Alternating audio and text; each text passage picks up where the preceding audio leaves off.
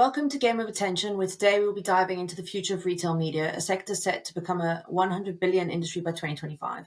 Today, we'll explore the challenges of fragmentation in this rapidly growing field and the crucial need for unification. Joining us to share their insights are Kate Nunan and Miya Knights. Kate, could you please tell us a little bit about your role? Yeah, hi everyone. My name is Kate Nunan. I'm a customer success manager here in Dragonfly AI. I work on our tier 1 and CPG clients, and I have a background in panel-based research as well. Fab. Thank you. And Miya, could you tell us a little bit about what you do and your experience highlights? Sure, yeah. Thank you so much for having me. My name is Miya Knights. I'm an author, consultant, and editor of Retail Technology magazine. I've been looking at enterprise technology use by retailers for about 25 years. I've written a couple of best-selling books about Amazon and omnichannel retail with the former deputy CEO of Tesco's who launched Clubcard. And yeah, it's just going to be great to be here and talk to you about retail media today. So thanks for having me. Amazing. So let's just get stuck right in. Miya, I'm going to direct the first one to you, if that's okay. Sure. How do you perceive the impact of fragmentation in the retail media landscape? From a retail perspective, how does this influence business strategies? And from a market research standpoint, what challenges does fragmentation pose in gathering accurate and meaningful data? Wow, that's a big question. You've actually got options in there. So let's unpack it. The impact of fragmentation. So, I mean, again, let's take a step back and for the audience's sake, talk about, spell out what we mean, give some context to this. So retail media networks, as you said in your intro, are now, I think, the third biggest advertising revenue source, third biggest in terms of digital advertising revenue globally, behind social and paid. And retailers have realized that the eyeballs that they can attract online to their e-com presences, whether it's their own or a marketplace that they're launching to expand that reach, can be monetized, right? That those eyeballs are of interest to other advertisers than themselves. And so as a result, you've got, I would say the apex predator in the room is Amazon in regards to this. They are growing exponentially with very large margins, so they're making a huge amount of money. I think Q3 results showed that the Amazon ad business had grown, and that was about a month ago, had grown something like 27% quarter on quarter and 47% year on year, and their margins are something like 89%. They barely have to spend anything. So you can see why retailers are getting into it, and there are nearly 600 retail media networks today and growing every single day. Each retailer is launching their own retail media network. Obviously, the big tier ones are leading the way, but that then brings us to answering your question about fragmentation. So with so many different retail media networks run in different ways, with different ways of measuring, different ways of programming, that's what you're referring to as fragmentation. And it basically means that any advertiser that wants to use these media networks is kind of having to compare apples with oranges. There is no like for like in that respect.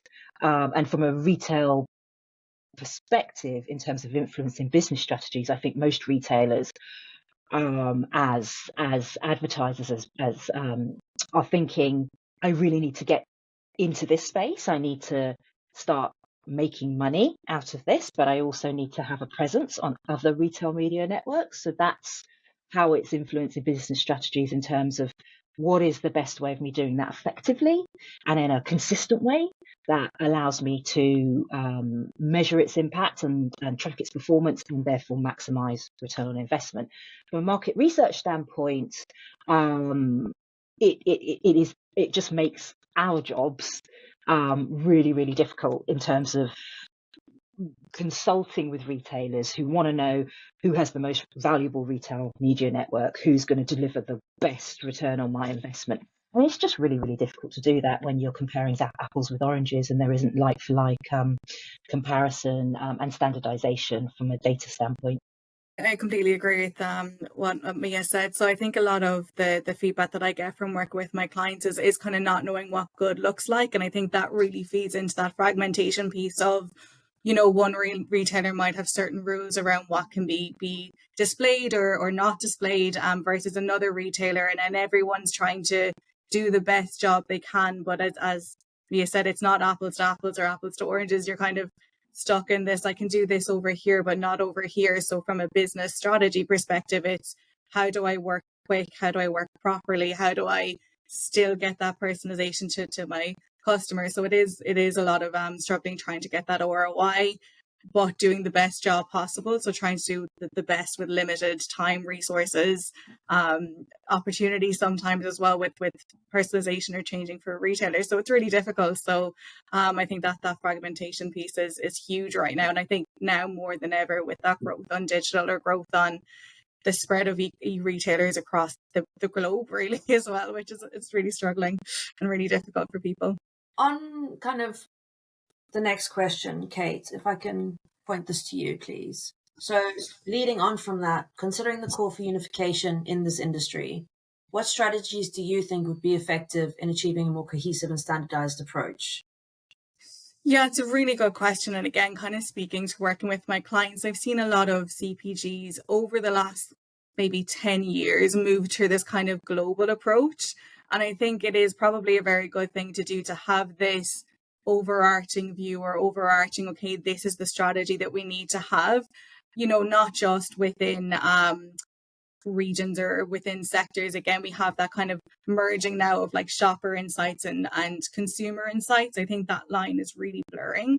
And I think that kind of comes back to how quickly consumer habits are changing and how people are wanting to shop or changing their habits to shop, particularly in a more digital way. I think some things that some brands are starting to do is probably looking at the data sources that they have and probably moving away a lot from that traditional research.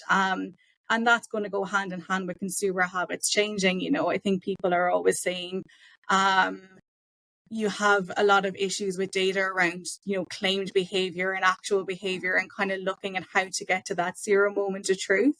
So I think that a lot of people are now looking at what they have available to them and then the different data streams. And I think that's kind of where AI plays and technology plays in, to be able to kind of get to that kind of real, this is what people want, this is what they're saying, this is how they're shopping. And then, as I said, taking a step back within brands to say, okay, globally, how do we communicate this to our teams while not stifling them either? Because you don't want one global strategy, because not every market's going to behave the same. Not every customer is going to behave the same. As much as I'm sure brands would love them to, people do really want that personalization approach. So I think it's a combination of taking a step back, looking at what you have, really making sure what you have is a good data source and source of truth, but also being able to look at it in an adaptable way. So it is, you're giving power to your regions, or giving power to your brands or whoever might want to be, or your retailers, but making sure that everyone is singing off the same hymn sheet, or have a consistent approach around metrics or around pieces of data that they're looking towards. So again, it's that moving to actual truth and streamlining what you have.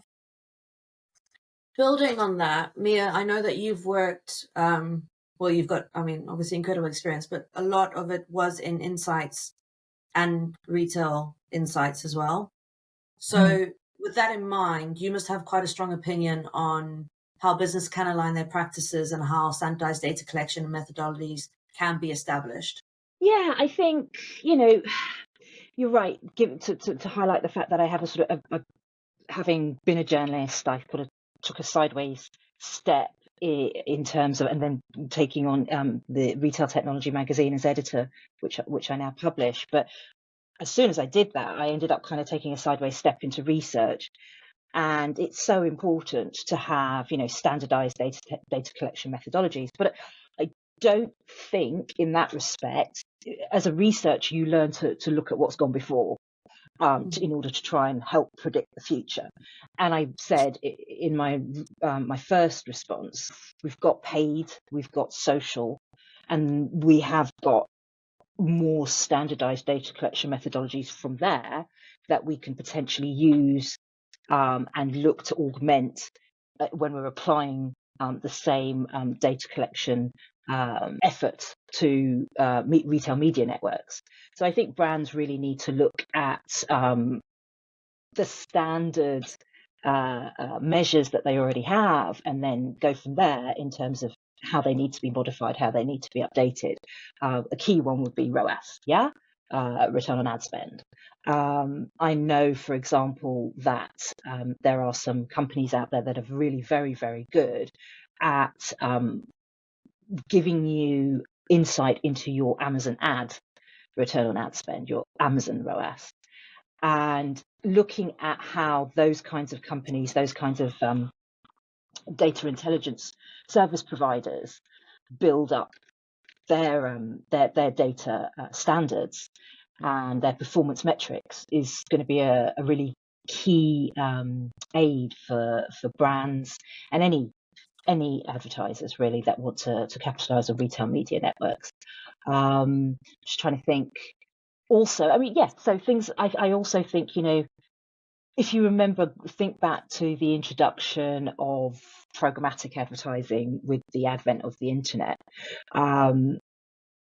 Things like click-through rates, we didn't have that. We had to kind of coalesce around these standardized performance metrics, and I think that's what I'm seeing now. But drawing back to the question originally about fragmentation, it is difficult right now, but I think as we've seen with paid, as we've seen with social, there will be a convergence, and I think it will be around ROAS. I think it's a really good point, and I think I just kind of wrote down in my notes there that I think one issue that I hear a lot from my clients when trying to get that particular performance data for retailers, it's not necessarily shared back to the brands.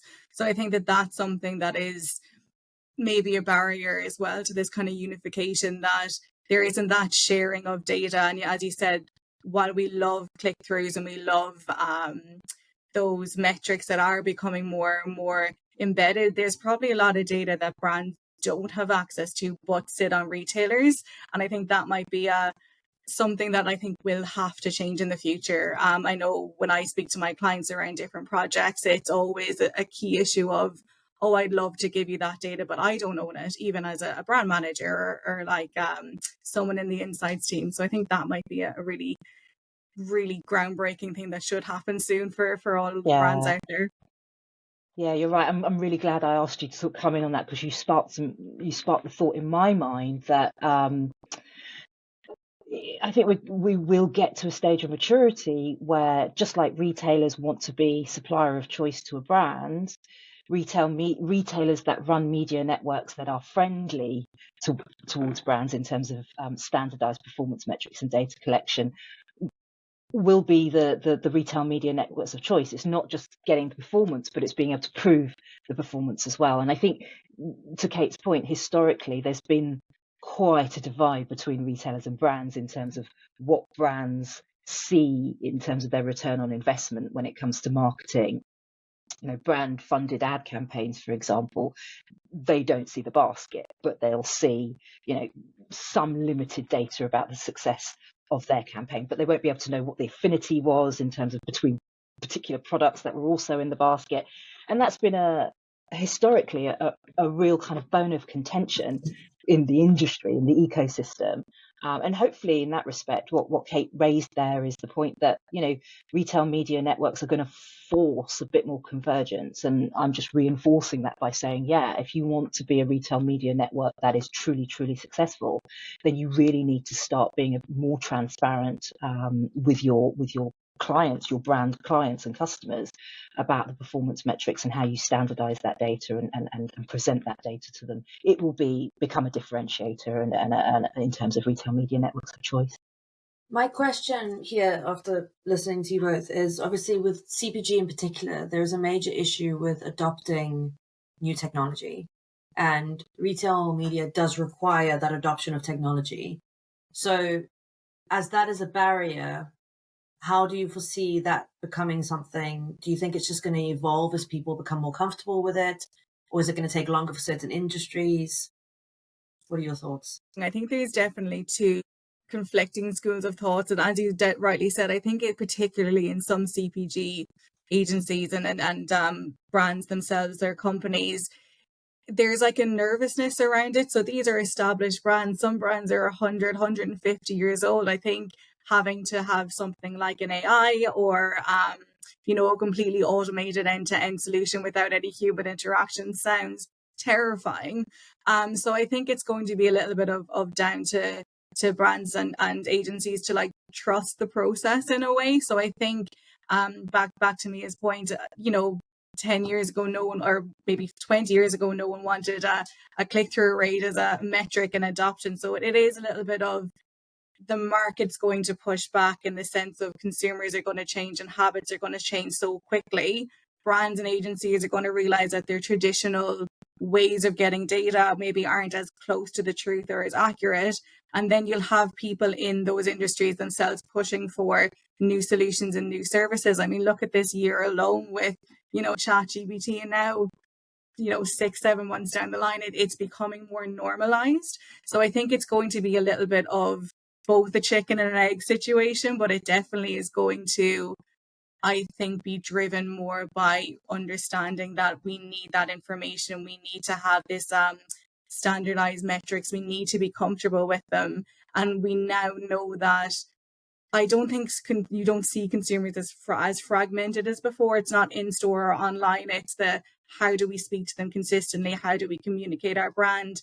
And that shift to we always need to be on. The only way to do that is with these technologies and these new metrics, essentially, and new ways of gathering that data. So I think it's all going to feed in.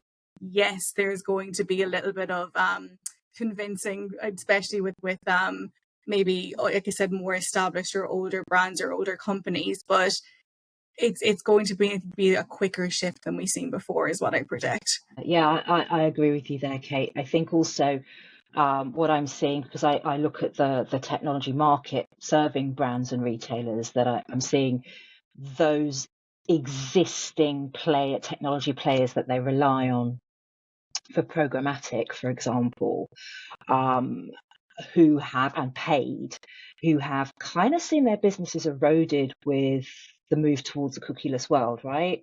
They see the opportunity of jumping on the retail media network bandwagon as well, and maybe making up for some lost revenue as a result of cookies disappearing slowly. And I'm seeing sort of what they call full funnel demand side platforms. So you can manage lots of different retailers as a brand using one platform.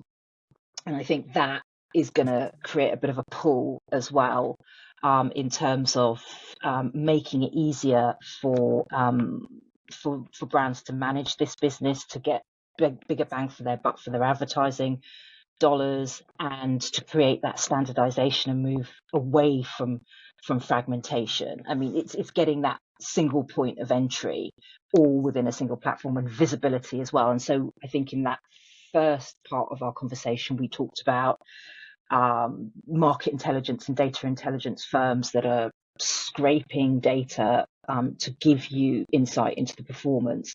And that's kind of one end of the funnel. But at the other end of the funnel, when you're actually programming, planning your media strategy, you're seeing these demand side platforms emerge as well to help you, I suppose, execute the strategy that Kate so eloquently described earlier. It's kind of one thing that I always think that, everyone wants to know that they're doing a good job. So I think that really kind of comes back into the, having that one set of metrics, or that if I can speak the same language as either my agency or my different region or my different retailer, I think that really helps. And that single point of entry as well to the market around that creation is quite good as well. So coming back to how quickly things change, people don't have time to sit down and say, well, this is the campaign for here and that's the campaign for here. It really needs to be a consistent, good across the board. I want to make sure that I'm doing the right thing, and then really capitalizing on, I think, not only on investment, obviously that's how brands and agencies can communicate, but I think if you the people behind the jobs as well, they really want to make sure that what they're putting out there is good, not annoying, and going to kind of cut through the noise, but in all the right ways. It's interesting. There's clearly massive shifts going on.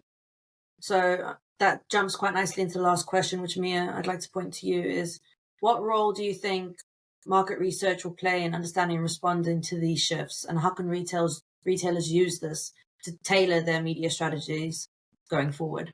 Well, I think, using the market intelligence platforms to not only understand their own return on ad spend and return on investment, but then looking to these market research platforms to benchmark themselves and benchmark their performance against an industry standard is going to be absolutely key.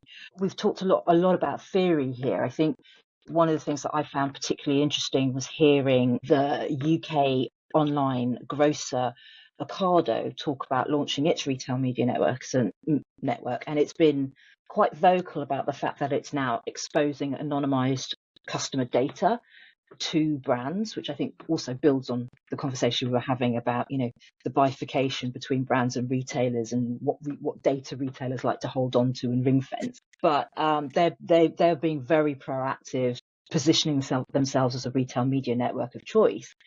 And as a result, they've had really diverse advertisers, brands and retailers come to them wanting to advertise. So the great example their head of media partnerships gave was Halfords. Right? I mean, they're a motoring retailer. So you go and you buy your motoring accessories. You wouldn't be able to buy anything from Halfords on an online grocery store, right? But Halfords have worked out that the kind of audience that Ocado attracts is the kind of audience that matches with their existing advertising strategy. And they have been using the Ocado retail media network to target Ocado customers around bank holidays, for example. So you're planning that big road trip. Top of mind, you've got that big Halfords banner across the top of the site, for example, and it's hopefully drawing attention to examples like that can then help advertisers make the best of the publishing platforms and use the market research that some of the third-party providers are starting to build to start to make more strategic, clever choices, out of the box choices like that around who they advertise with and when and where, in order to understand that they're targeting the same customer, even though it's in a completely different space that they might have, they've never entered before. Yeah, no, I think the only thing that I was really kind of maybe a soundbite or snippet is just that I think it's kind of coming into the space that people or customers aren't just one type of consumer, that there is this kind of ecosystem. And I think it's funny because I think market research is moving into this shift of this ecosystem of what people live in. And I think that's kind of being mirrored or mapped by these technology solutions as well, that it's not just one source of data or one place where people shop. It's like, okay, we're actually marketing to or selling to whole people who have various different interests. How do we capture that, and how do we make sure that we're communicating in the right way? Well, thank you both so much. It's clear that retail media is going to be a big space to watch over the next couple of years and to see what happens with it. I appreciate your time and your insights, and thanks for watching. Thank you. Thank you.